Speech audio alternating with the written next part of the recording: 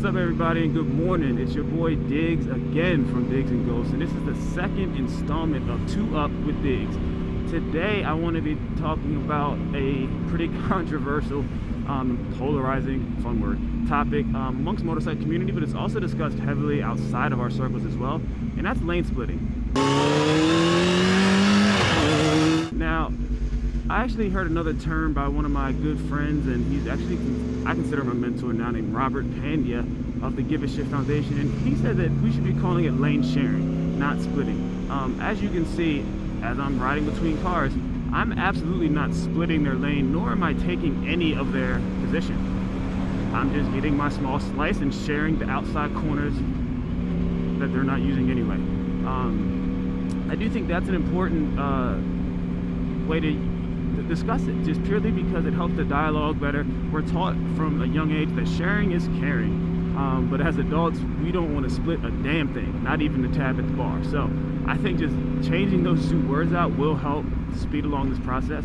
And for those that, you know, aren't in a California area, and I believe Arizona legalized it, so how are you guys doing with that? But if you're not in one of these areas where lane sharing is legal, it is a little hard to wrap your head around and grasp. I'm not from one of these regions originally.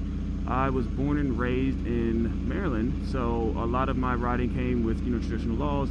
Going between cars is fine, and I avoided it at all costs.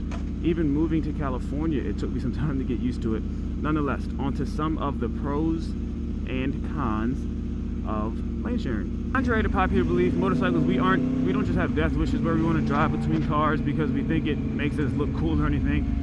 It does, one, genuinely help us get places quicker when sitting in traffic, but it also has a lot of safety implications with it.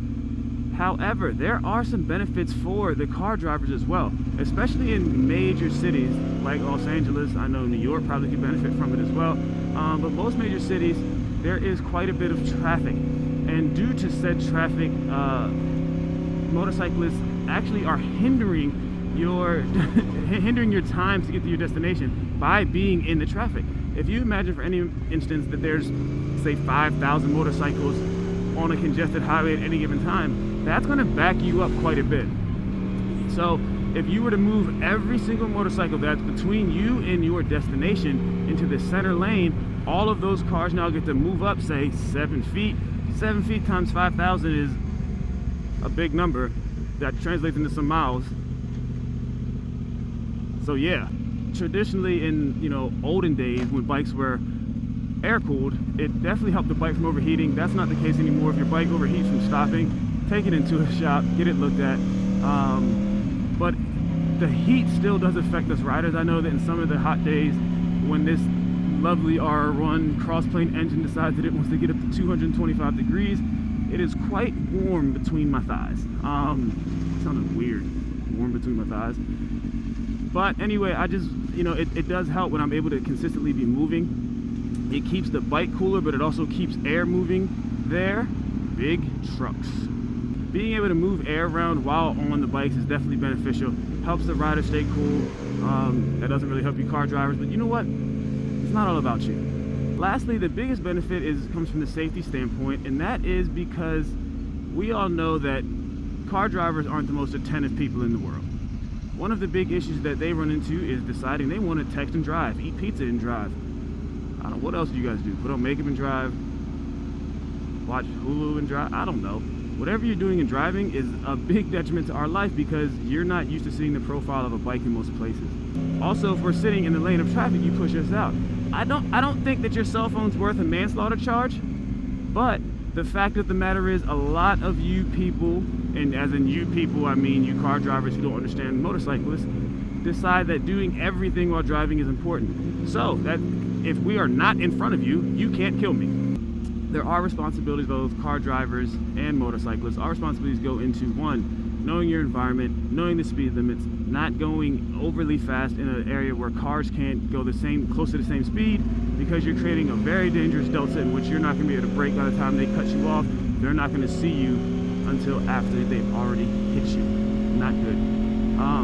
We also have to be more vigilant. It is, at the end of the day, our responsibility to stay alive. So we have to be sure to try to look at, if you can, the mirrors, see where their eyes are. Also, assume every person's going to hit you. good rule of thumb, every car on this road is going to hit me, especially these big ass trucks. They're for damn sure going to hit me. Another thing for motorcyclists is have a damn escape route. Always look for what you can do if this next car hits you. If you assume every car is going to hit you, then you should assume that you need an escape route every time you're passing somebody. Whether that's going around them, whether that's being able to brake fast enough. You have to cover your brakes. And it's honestly sad how many don't. Car drivers, you guys aren't off the hook though. Some of you need to learn the one major rule: don't be a dick. If you see us, don't swerve at us. You don't have to try to race us to a spot. We are going to get out of your way. I promise you, we do not intentionally want to make your life worse. I'm really interested in hearing everyone's thoughts. What do you think about lane sharing? You can call it lane splitting if you want, but do you think it should be universally legalized?